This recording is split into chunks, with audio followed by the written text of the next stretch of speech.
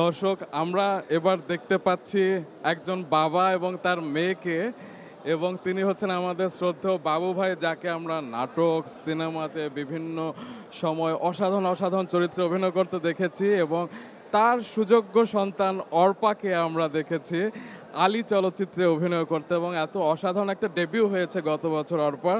তো অর্পার ঢালিউড অ্যাওয়ার্ডসের রেড কার্পেটে তোমার ডেবিউ হলো, কেমন লাগছে?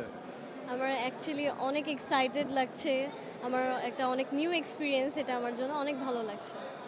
আর বাবু ভাই মেয়েকে নিয়ে এভাবে রেড কার্পেটে হেঁটে আসবেন কখনো ভেবেছিলেন? এটা সত্যি আমার জন্য একেবারে নতুন অভিজ্ঞতা। রেড কার্পেটেও আমার নতুন অভিজ্ঞতা, এবং আমার মেয়েকে নিয়ে এই প্রথম রেড কার্পেটে এসেছি, এটা আমার খুব ভালো লাগার বিষয়।